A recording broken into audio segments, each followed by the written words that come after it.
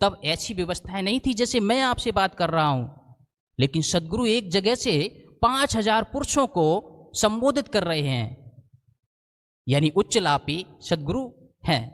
सर्वभक्षी सदगुरु जीवन में आए और उन्होंने उपवास की जो भी परिभाषा दी वो ठीक है, लेकिन अपने जीवन में वो दोनों चीजों का आहार करते थे, सर्वभक्षी शाकाहार भी और मत्स्य को भी।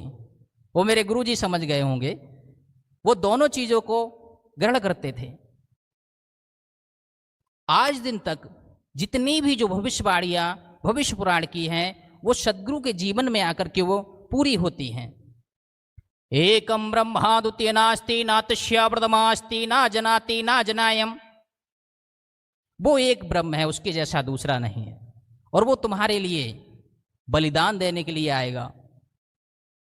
एक बात के बाद में दूसरी बात बोलने के बाद में मैं समाप्त करूंगा। एक और श्लोक हमेशा हम कहते रहते हैं, 2 श्लोक हैं जिसमें एक कहते हैं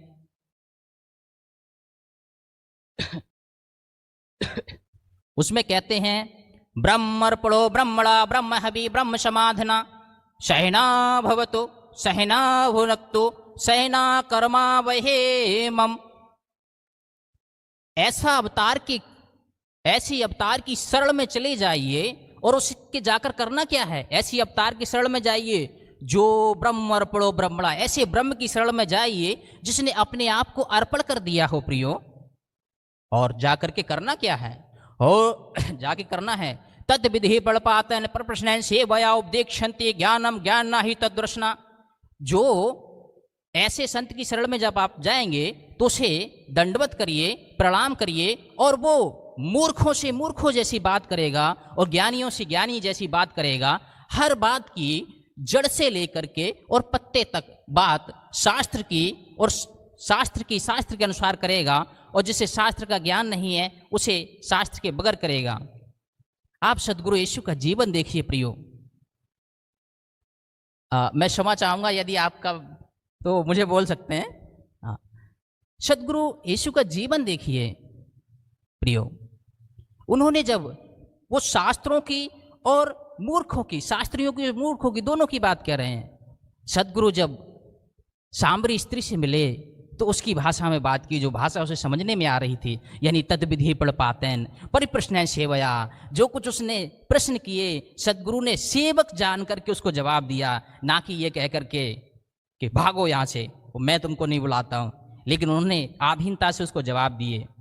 लेकिन वही सतगुरु ने छंदासी यश प्रणानी वेद साहित्यम वेद या वेद, जब शास्त्र से बात करने की बात आई तो उन्होंने निकोदेमस से बात की और विधिवत तरीके से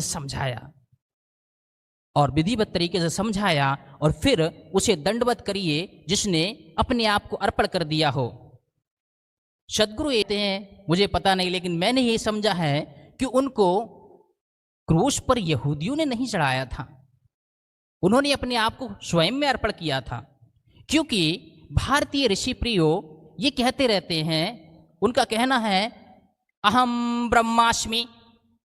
हजारों वर्षों से, 5000 वर्षों से या उससे पहले से वो हाथ जोड़ करके बैठे हुए हैं और कह रहे हैं प्रियो अहम ब्रह्मास्मि, मैं ब्रह्म हूँ, उसको मैं दंडवत करूंगा जो आकर कहेगा मैं ब्रह्म हूँ। सदगुरु यीशु ने आकर के कहा जीवन की ज्योति मैं हूं, जीवन का द्वार मैं हूं, सच्ची दाखलता मैं हूं और द्वार मैं हूं।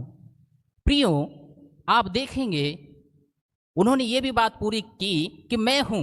अब जब वो मैं हूं तो उसको दंडवत करना चाहिए, और जो अर्पण करने वाली बात है, अपने आप को देने वाली बात है, उसको भी मैं हूं से जोड़कर यदि आप देखें तो आप ये देखेंगे कि गच्छमनी के बाग में सदगुरु अपने 11 शिष्यों के बीच में हैं और सैनिक आकर पूछ रहे हैं, सैनिकों से वो पूछ रहे हैं। आप देखिए कितना अच्छा उदाहरण है। मनुष्य का स्वभाव होता है प्रियो कि भाग जाना, भयभीत हो जाना और भाग जाना, लेकिन गुरुजी नहीं भाग रहे हैं। गुरुजी खड़े हैं प्रियो और सैनिकों से पूछ रहे हैं किसको खोजते हो, किसको ढूंढते हो।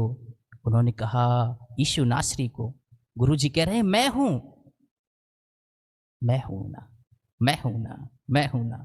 उन्होंने 3 बार कहा और उन्हें वो बांध कर ले गए, क्योंकि आपका रिश्ता पिता परमेश्वर से अदन की वाटिका में जो बिगड़ गया था, उसे सदगुरु यीशु को क्रूस पर अपने आप को अर्पण करके पूरा करना था। और उनको ले गए तो थूका, मारा, कांटों का मुकुट पहनाया। विधिवत तरीके से इसका वर्णन आप कर सकते हो।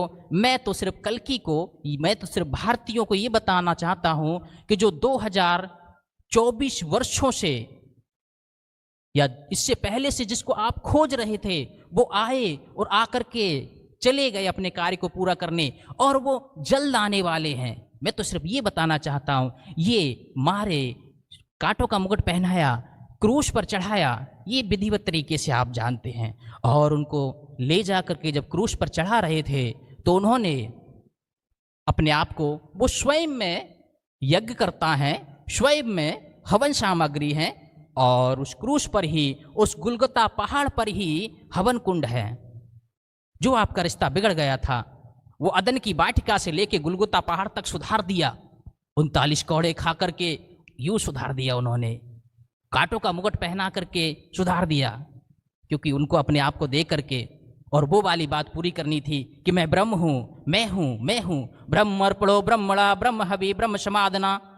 मैंने अपने आप को हवन कर दिया, और हवन करने से पहले करके उन्होंने